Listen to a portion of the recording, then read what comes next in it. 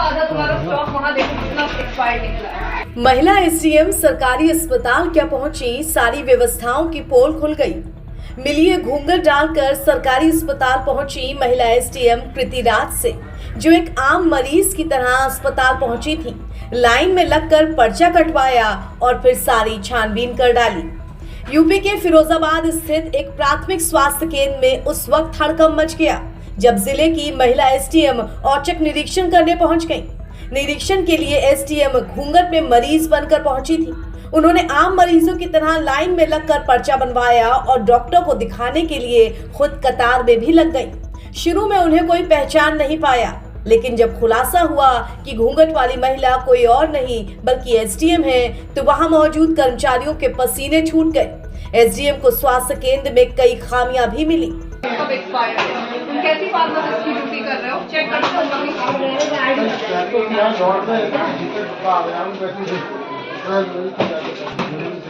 आधा तुम्हारा स्टॉक वहाँ देखो कितना एक्सपायर्ड निकला है। डॉक्टर और एक बार अगर इन लोगों से पूछो तो ना बोलते हैं कि लिख के दे तुम्हें, लिख के दे। मेरा बच्चा उस दिन इतना परेशान था और बार बार ये इतने एटीट्यूड में बात कर रहे हैं कि जी समझ लो वो इस रूम में।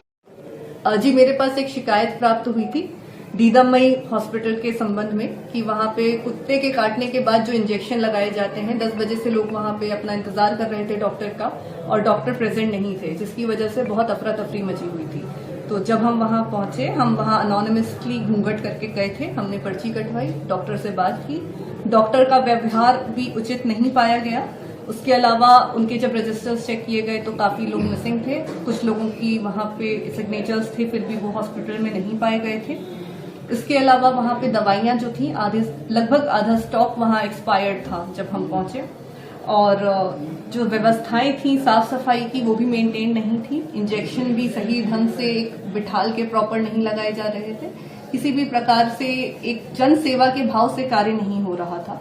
तो इन्हीं सारी चीजों को हम नोट करके लाए और उस पर हम कार्रवाई कर रहे हैं। रिपोर्ट भेजेंगे आपको।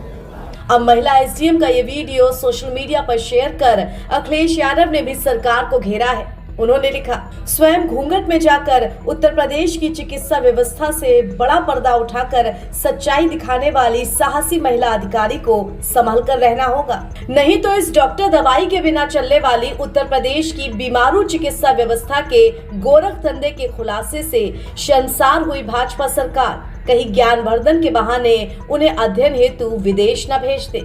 सुना है इस खुलासे के बाद स्वास्थ्य मंत्री जी अस्वस्थ अवस्था में हैं। अब एक्सपायरी डेट की दवाई से रोगी को ठीक करने में जुमाटी यानी कि जुमला प्लस गारंटी देने वाली भाजपा सरकार की भी एक्सपायरी डेट निकट आ गई है। वहीं दूसरी तरफ सोशल मीडिया पर महिला एसडीएम की जमकर तारीफ भी हो रही है। लोग फोटो शेयर कर कह रहे हैं कि एक प्रशासनिक अधिकारी को ऐसा ही होना चाहिए।